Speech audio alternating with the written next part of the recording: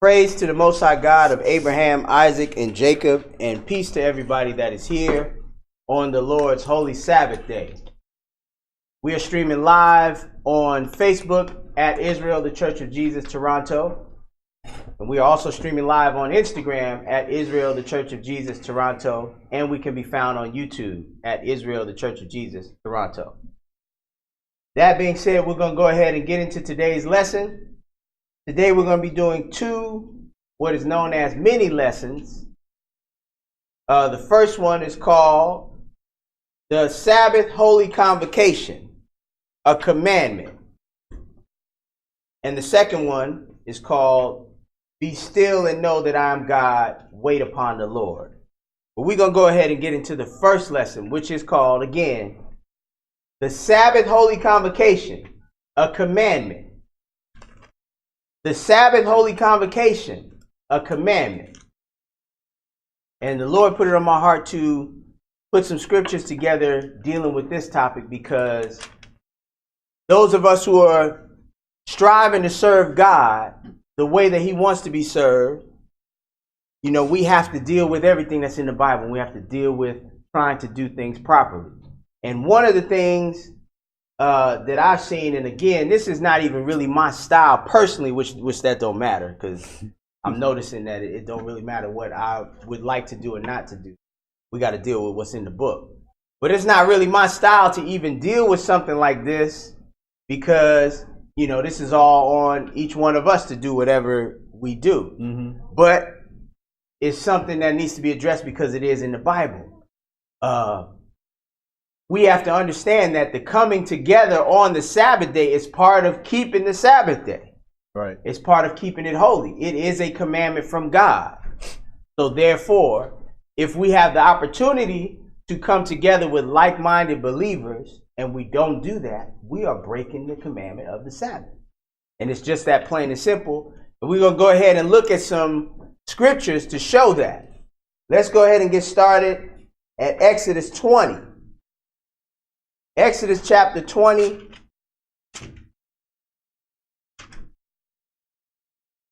And the Holy Convocation, part of the Sabbath day, is just like any other commandment. We have to do our best to keep it. Right. You know, we know situations may arise and things may befall us, as with anything. But all things being equal, we got to keep this commandment just like everything else. Exodus 20 and verse 8. Exodus 20 and verse 8. Okay, brother, when you get there, go ahead. Remember the Sabbath day to keep it holy. So we got to keep in mind that God started this commandment by saying, remember the Sabbath day to keep it holy. He has commissioned us to keep this day holy by remembering what He commanded us to do. Right. Keep going. 6 days shalt thou labor and do all thy work. But the seventh day is the Sabbath of the Lord thy God. In it thou shalt not do any work, thou, nor thy son, nor thy daughter, thy manservant, nor thy maidservant, nor thy cattle, nor the stranger that is within thy gates. For in 6 days the Lord made heaven and earth, the sea, and all that in them is, and rested the seventh day. Wherefore the Lord blessed the Sabbath day and hallowed it. Okay, so this is the commandment in the 10 Commandments about the Sabbath day. The Sabbath day is the first commandment that comes after all the ones about dealing directly with God and showing the importance of the Sabbath day. And we all know the parameters of this commandment. Basically, it's a day of rest. Right. So we are commanded to get some rest. So if there's ever a day to get rest, it is today, right? According to God. And we all know about that. A lot of times that might be what's keeping somebody from keeping the Holy Convocation part of this. You know, might just be tired. Hey man, this was a heavy week. I need my rest. And yes, we do need our rest. But there's another component to the commandment on the Sabbath that we need to look at. Let's go to Mark chapter 1. Mark chapter 1. And verse 21. Mark chapter 1 and verse 21.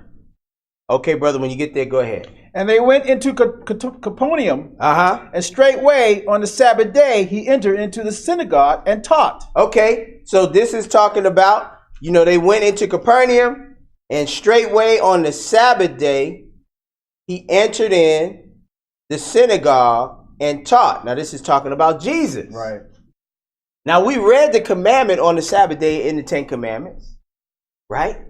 It didn't say anything about going in the synagogue. It said you are to work 6 days and rest on the seventh day, right? Mm-hmm. So why is Jesus even going into the synagogue, which that's where this whole concept of meeting on a day for church comes from, what we're getting ready to read here, right? The world does it on the wrong day, which is Sunday, but we follow Jesus, and it say on the Sabbath day, he went into the synagogue and taught. Well, where did he get that idea from? Being that the commandment said you're supposed to rest. Right. Let's go to Acts chapter 13.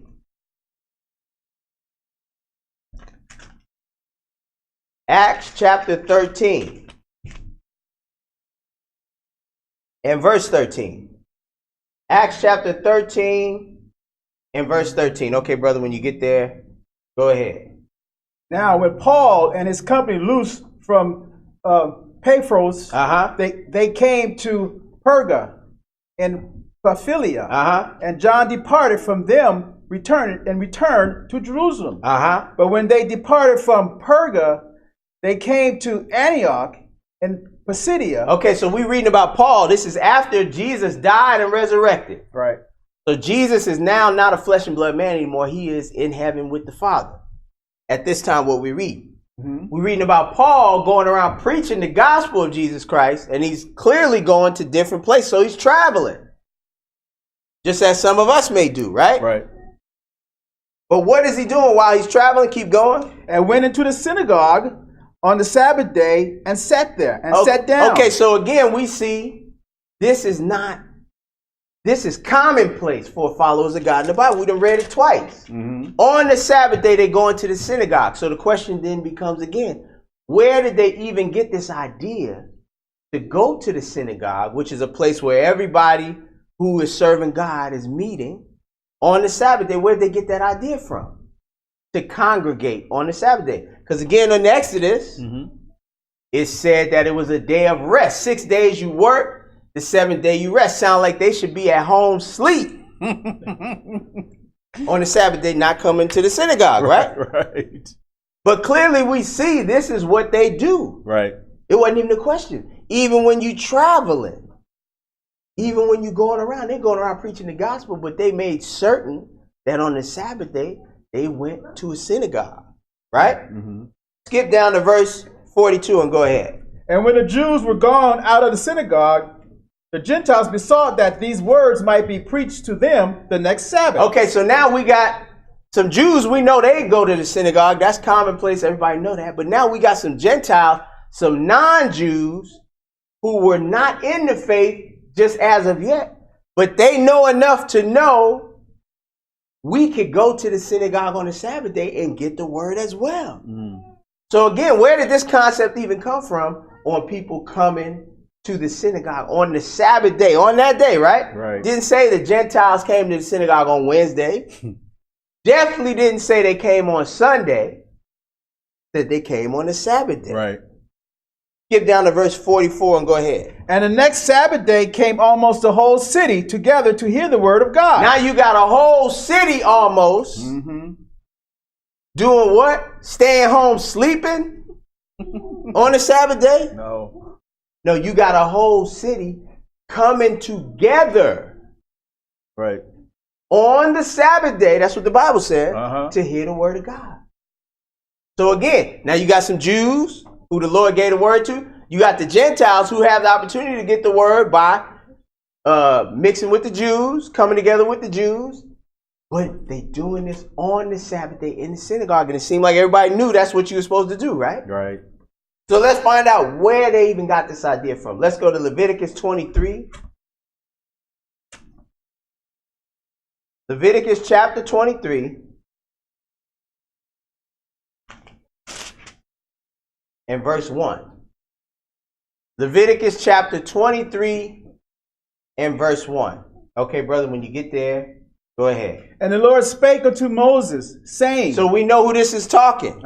This is the God we all are striving to serve. Keep going. Speak unto the children of Israel, and say unto them, concerning the feasts of the Lord, which you shall proclaim to be holy convocations. Even these are my feasts. Okay, so the Lord is about to run down the feast days. Right. Which we know everybody shows up for, right? Everybody show up for the feast days, right? Yeah. By any means necessary. So he's about to run them down. He said, these are the feasts of the Lord, which shall proclaim to be what? Holy convocations.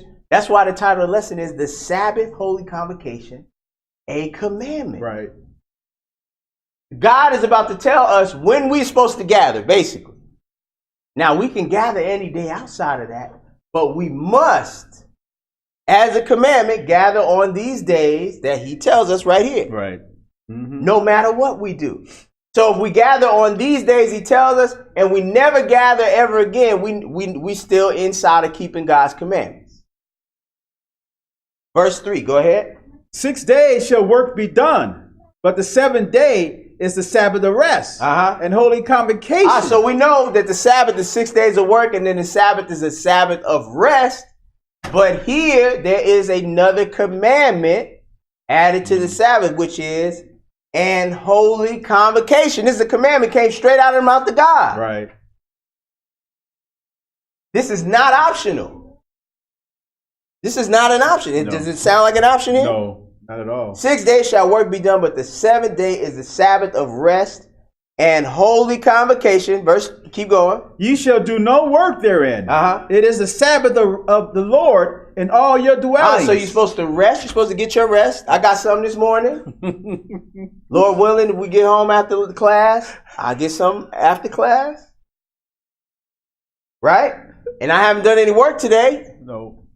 Phone been ringing. Of course, everybody want to call me today about some work. But I ain't answer the phone. And I'm here with like-minded believers. Right. Now, ain't nobody saying, look, if you live down the street from crazyhebrew.com and they coming together, ain't nobody telling you you got to go get with them, because you're not talking about like-minded believers. You know? But if we have the opportunity to come together with like-minded believers, then we are obligated to do so. Right. This is a commandment. Right? Just like when my wife and I moved from the States here to Toronto. When we moved here, there was no congregation here. We were, Lord willing, planning to try to get something going, but there was nothing here for what? Had to be like a month or two at least, right? So that's like 4 or 5 Sabbaths. First thing we did when we got here, we called Brother Elijah. Right. And we said, Brother Elijah, do you know anywhere nearby that we could keep the Sabbath? Because we used to, we delight in the Sabbath. I feel funny if I don't come in and do a holy convocation. I don't want to stay home. Right. If at all possible. And Brother Elijah said, well, obviously we don't have anything, but Brother Danny, who is another like-minded believer, got classes and they all teach the same thing we teach. That Brother Danny got something in Detroit, which was 2 hours away from us. Guess what we did? We went across the border every week and fellowship with them people and did a lesson, sat through the lesson, and praise the Lord. Shout out to them people in Detroit, because we had a wonderful time. They showed us great love every time we went there, and it was great. But it wasn't, if at all possible. Now, it's 2 hours away, so hey, ain't nobody trying to put that on nobody. But for us, that's, we wanted to do it. But what is the point? The point is we striving to keep God's commandment. So clearly somebody could do that if it's something down the street from you. And we ain't even just talking about here. We talking period. If it's something that now, if you in a situation where there is no class, right? I grew up like that. Like, we grew up in Miami, no class down there. You're in a situation where there's no class, it is what it is. You do what you can. You come together with your family or whoever and watch online. Back then we used to listen on the phone. But hey, that's not what we're talking about. That's not what we're talking about. This lesson is specific to a few scenarios. One of which is, hey, it's a class right there, but I'm tired. So I'm gonna just watch online. Like I've heard people say that, hey, I can either go to class or I can watch online. I've heard people say that. Watching online, I'm here to tell you, is not keeping the Holy Convocation. No. That's not it. No. And we're gonna see that too. We're gonna see that. But if the Lord has blessed us with a place to go to keep a Holy Convocation with like-minded believers, then it is a commandment, we must do it. Right. And another thing that keeps us from doing it, a lot of times, you might have had a rough week. You might have failed throughout the week. Might have did something, that you're not proud, you're not happy about. And the first thing Satan want to do is isolate you. Right. Say, hey, I'm not going to go to class this week. It was a rough week. And that starts a cycle that's hard to get out of. So that's another reason why we're doing this lesson. It's not an option, brothers and sisters. If we got the opportunity to get to class, like my teacher in LA, Brother Brian, used to always say this from the pulpit. If you're not in a hospital bed, you need to be in class. Are we finished with this? Yes. So this is why Jesus was in the synagogue. This verse right here, Leviticus 23, verse 3. That's why Jesus was in the synagogue on the Sabbath day. That's why Paul was in the synagogue on the Sabbath day. That's why everybody else in the Bible who went to the synagogue was there on the Sabbath day. That's why we here. Right. Because it came out of God's mouth and it's a part of keeping it holy. Now let's just read this definition here. This is from google.com and it's the definition of convocation. Okay, go ahead. Convocation definition. A large formal assembly of people. Okay, so that's pretty clear, right? All right. That's what a convocation is. A large formal assembly of people coming together. Right. Let's go to 1 Corinthians 5. 1 Corinthians chapter 5.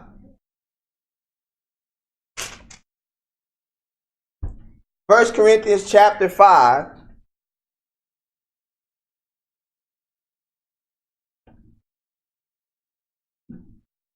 First Corinthians 5 and verse 1. 1 Corinthians 5 and verse 1. Okay, brother, when you get there, go ahead.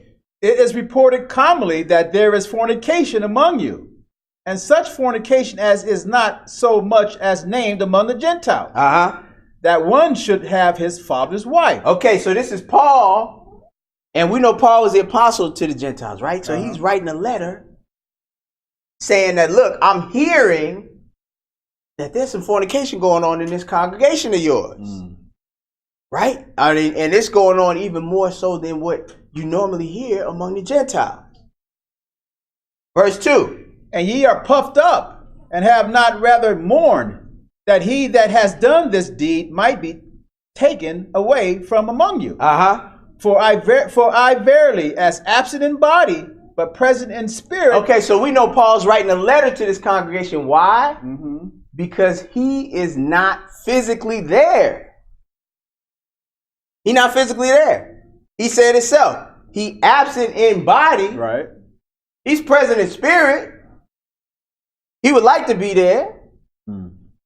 He feel like he a part of that situation.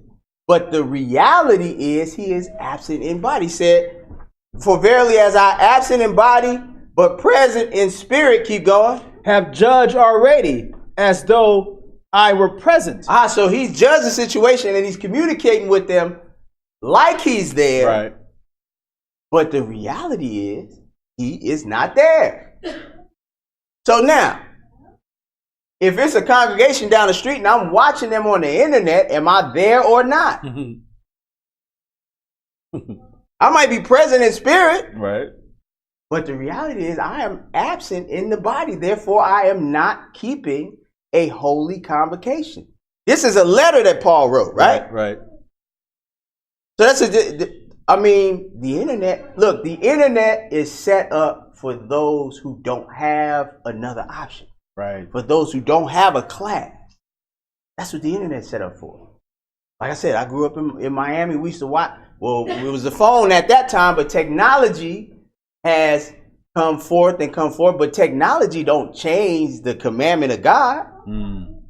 Technology does not make it to where we don't have to be present in body anymore. Right. It don't change that. God ain't say he want a virtual convocation, did he? No. He ain't talking about virtual reality. He talking about reality. Again, the only reason we're dealing with this, because I've actually heard people say, like, look, you can watch it online. That's like keeping holy convocation. No, it's not. It's a glorified letter. Because you still absent in body, but present in spirit. But you really not there. Right. So again, and this is, again, if you find yourself in a situation where there is no class, there is no congregation, that's it. We're not dealing with that, because that is what it is. You're doing the best you can. Get together with your family or whatever. Watch online, listen online. That is what it is. But if God has blessed you to have like-minded people and another people we're not talking about somebody that's lived right down the street from a crazy class. We're not talking about that. Because ain't nobody saying you got to deal with them. This is the commandment is to come together with like-minded individuals that believe the same thing in a holy convocation. Right. But it is a commandment. We saw that, right? So even as Paul is saying here, he absent in body and present in spirit. That's the same thing we would be if we are watching online. Right. Right? Are we finished with that? No. Keep going. Concerning him that has so done this deed. Okay, Hebrews chapter 10. Hebrews chapter 10. And again, like I said, personally, it ain't even my style to even care about this. I would be doing the same lesson if this place, matter of fact, this place has been empty. And it's just been me and this brother here, and we gave the same energy and intensity as if it's full. Right. Because this is what the Lord put us in place to do. But again, it's in the book, so we gotta, if there's some error, we gotta clear it. Hebrews 10 and 25. Hebrews 10 and verse 25. Okay, brother, go ahead. Not forsaking the assembling of ourselves together. Okay, so this is a real issue. Right. Because some people forsake the assembling of ourselves together. Like, we don't really need to do that. Well, I don't need that this week. Look, I know some people, like I said, I come from the class in LA. There were some people that, hey, you wouldn't see them until the opening prayer. And time the ending prayer was done, they was gone. But hey, they kept the commandment. They came to class and did what they were supposed to do, and that was it. They rested. They didn't work. They kept the holy convocation. What can you say? But they didn't forsake the assembling of ourselves together, right? Right. Not forsaking the assembling of ourselves together. Keep going. As the matter of some is. Oh, so some think this is cool to do. That's the manner of some. Oh, I could take it or leave it. Right. That's why the title lesson is the Sabbath Holy Convocation, a commandment. We just want to make it known this is part of the commandment of keeping the Sabbath. Not forsaking the assembling of ourselves together as the manner of some is, but what? Keep going. But exalting one another. Oh, but exhorting one another, supporting. Right. One another. Oh, that's part of this. Can't be done over the internet. Nope. Not possible. But exhorting one another, keep going. And so much the more as you see the day approaching. Oh, so as time gets shorter, we need to be even more doing this, according to the Bible. We reading scripture, right? Right. That's what I'm saying. I mean, if it can be addressed, it needs to be addressed. Let's go to 1 Corinthians 12. 1 Corinthians chapter 12. 1 Corinthians chapter 12 and verse 4. And that's the thing about it is that's what we just read, the book telling us don't forsake the assembling of ourselves together, but exhorting one another even more as the day approaches. But the reality is the commandment is supposed to be enough. Right. The fact that God told us this is what we're supposed to do, that's supposed to be enough. Whatever the benefits are from doing it, hey, that's a cherry on top. But the fact that he said we're supposed to do this, that's supposed to be enough to make us do it. 1 Corinthians 12 and verse 4. 1 Corinthians 12 and verse 4. Okay, brother, go ahead. Now there are diversities of gifts, but the same Spirit. Uh-huh. And there are differences of administrations, but the same Lord. Uh-huh. And there are diversities of operations, but it is the same God which worketh all in all. Uh-huh.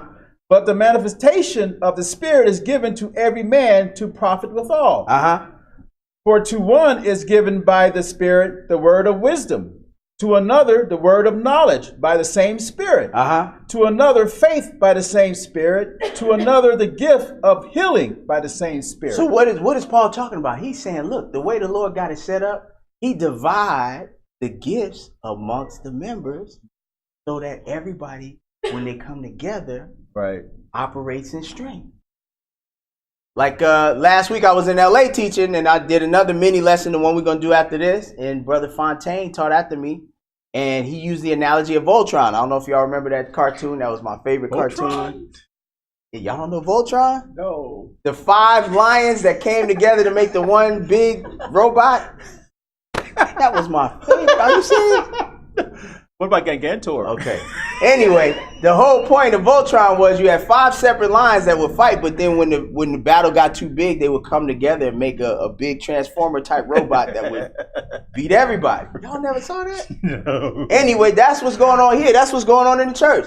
The Lord purposely said, look, he gonna give somebody the word of wisdom. Right. Somebody gonna have the word of knowledge. Uh-huh. And I done seen that. Some brothers know the book. Some brothers know the book, but they also know the history. And they can bring that to the table. He says some, he going to give the faith. Some, the gifts of healing. Verse 10. To another, the working of miracles. To another, prophecy. Uh-huh. To another, discerning of spirits. Uh-huh. To another, diverse kinds of tongues. To another, the interpretation of tongues. Uh-huh. But all these worketh that one and the same Spirit, dividing to every man severely as he will. Uh-huh. For as the body is one and has many members, and all the members of that one body, being many, are one body, Uh-huh. so also is Christ. For by one Spirit are we all baptized into one body, whether we be Jews or Gentiles, Uh-huh. whether we be bond or free, and have been all made to drink into one Spirit. Uh-huh. For the body is not one member, but many. Uh-huh. For the foot shall say, because I am not the hand, I am not of the body. Is it therefore not of the body? Uh-huh. And if the ear shall say, because I am not the eye, I am not of the body. Is it therefore not of the body? Uh-huh. If the whole body were an eye, where were the hearing? Uh-huh. If the whole were hearing, where were the smelling? But now has God set the members, every one of them, in the body, as it has pleased him. Uh-huh. And if they were all one member, where were the body? But now are they many members, yet but one body. Uh-huh. And the eye cannot say unto the hand, I have no need of thee, nor again the head to the feet, I have no need of you. Nay, much more those members of the body which seem to be more feeble are necessary. Uh-huh. And those members of the body which we think to be less honorable, upon these we bestow more abundant honor. And our uncomely parts have more abundant comeliness. Okay, so what are we looking at? Again, this is how the Lord has his church set up, which is his body. Saying, look, everybody got something the Lord has blessed them with. It is designed for when we come together to be our strongest. And if in any way, shape, or form somebody's thinking, well, I don't need this, or I don't need that person, or they not important, the Lord is dispelling that right here, right? Right. So that presumptuousness needs to go out the window. But again, it shouldn't even take all this. The commandment should be enough to get people to do what God said. But the point is, here's some insight as to what this is all about when we come together. Right? Because again, there's a bunch of different scenarios. There's a few different scenarios that, that are most common to keep somebody from coming to a holy convocation. Like I said, one of which is, hey, you might have had a rough week. Right. Where, you're not really happy with the things that you did and you might be ashamed. But to know that this is not an option to bypass the holy convocation, that's not an option. Like, no. Hey, I'm going to sit this one out because I just feel too bad about myself and what I did. To know that that's not an option will keep you on the right track, because coming and getting strengthened by the word, getting strengthened by the brethren, will help you stay on the right path. Because again, Satan is going to get his 6 days of his influence. He's going to get that. Whether we want him to or not, he is going to get his 6 days. Because it's coming through the TV. It's coming through the radio. Right. It's coming through people. It's coming through scenarios. It's coming through situations. He's going to get his 6 days. The Lord is asking us for that one day. And he has specifically told us what to do. To rest, to not work, focus on him, don't do all pleasure. And another commandment is, that's why the title of the lesson is the Sabbath Holy Convocation is a commandment. Right. Keep going. For our comely parts have no need, but God has tempered the body together, having given more abundant honor to that part which lacked. That there should be no schism in the body, but that the members should have the same care one for another. And whether one member suffers, all the members suffer with it. Or one member be honored, all the members be rejoiced with it. Again, impossible to do that on the internet. No. Can't get this going. No. Not at all. No. Keep going. Oh, that was in the 26th. Is that it? Yes. Okay. 2 more places. Luke 22. Luke chapter 22.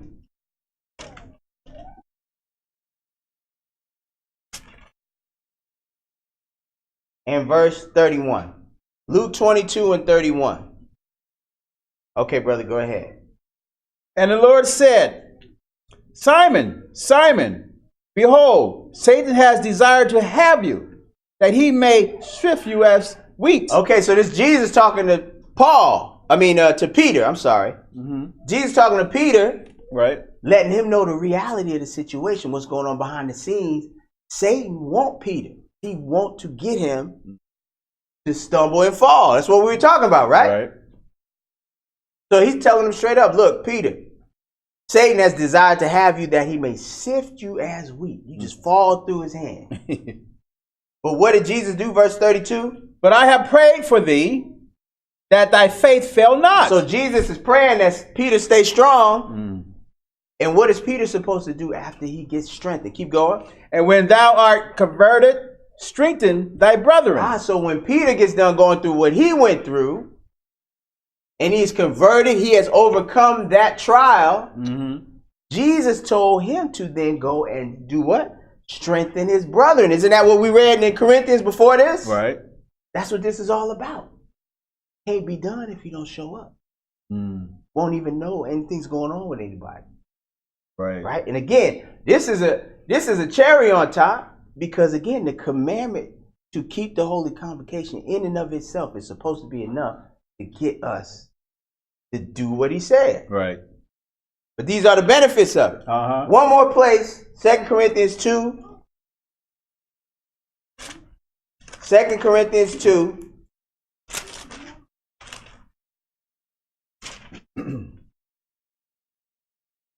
And verse 11. Because the reality is, the Sabbath day, I didn't put this in the lesson, but if you go to Jeremiah, show you, God made a deal with Israel and said, if y'all just keep my Sabbath day and don't bear no burden, you will always have somebody in Jerusalem on David's throne. Right. Can you imagine right now? We trying to tell people we the Jews, right? And Everybody and their mother want to prove us wrong, that we not the Jews. Right.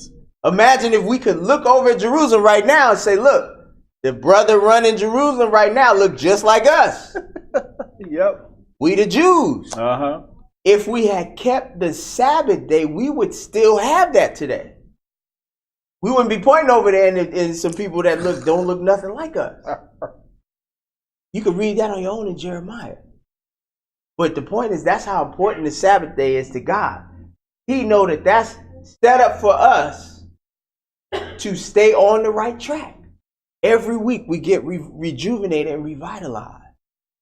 So we have to keep it the way he commanded, which is to rest, not to work. And we can't forget that last commandment. That's why the title of the lesson is the Sabbath, Holy Convocation, a commandment. This is not an option. Like I remember when I was coming into the word, getting myself together. Right. There was a brother in Kalamazoo, Michigan that runs the ILG out there. He was a good friend of mine I met in LA. And just like it always happens, when you're trying to get serious, that's when Satan throw the kitchen sink at you. And I had made some mistakes. One week I might have went to 2 classes and then kitchen sink. And I had made a whole bunch of mistakes. And I said, man, I don't know. I might sit this one out. And that's exactly what he said to me. He said, brother, that's not an option. Read to me where that's an option. And I couldn't. So as ashamed as I was, I went to class. So that's the point. Right. That's the whole point of this lesson. It's a commandment. It is not an option. Again, we know that there's situations. We know some people ain't blessed to have a congregation. We're not talking about that. Right. We know some people might have medical conditions or, have transportation issues. We're not talking about them. No.